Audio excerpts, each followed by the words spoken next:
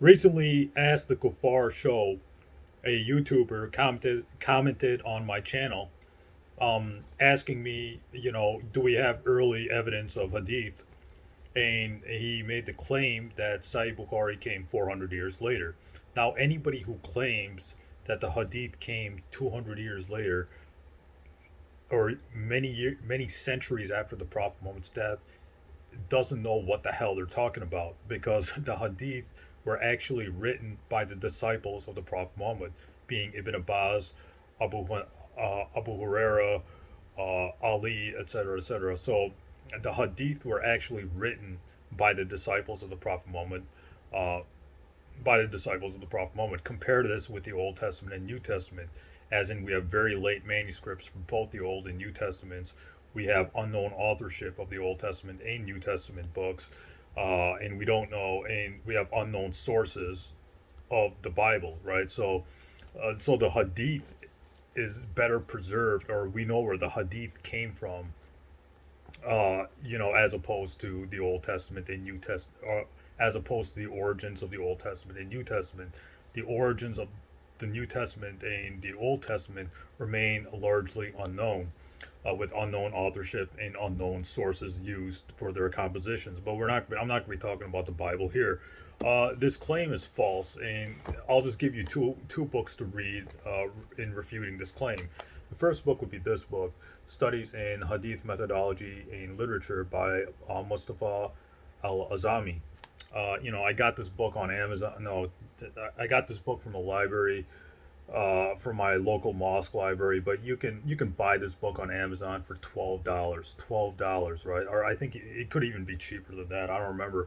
But buy this book. Any any student of us, anybody who wants to learn the origins of the Hadith, get this book, because this book shows that the Hadith were written by the disciples or the companions of the Prophet Muhammad and passed on from one generation to the second generation to the third generation.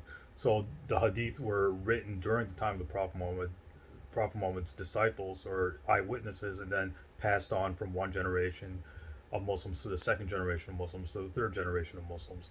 So this claim that the Hadith came 200 years later is false, or originated 200 years later is false.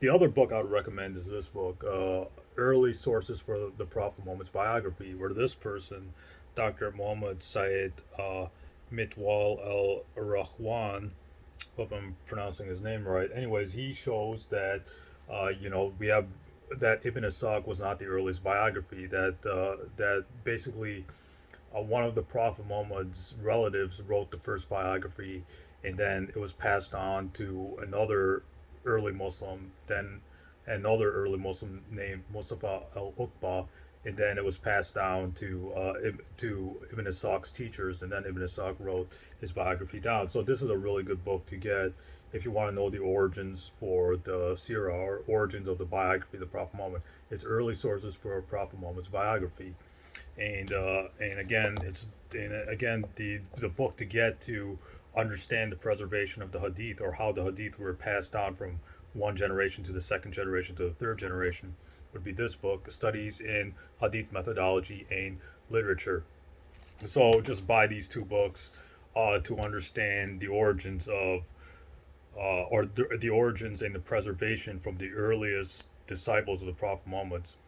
When it came to the biography of the Prophet Muhammad, and when it came to the Hadith of the Prophet Muhammad and the early Muslims. So definitely buy those books to further your knowledge about early Islam, or the preservation of early Islamic documents.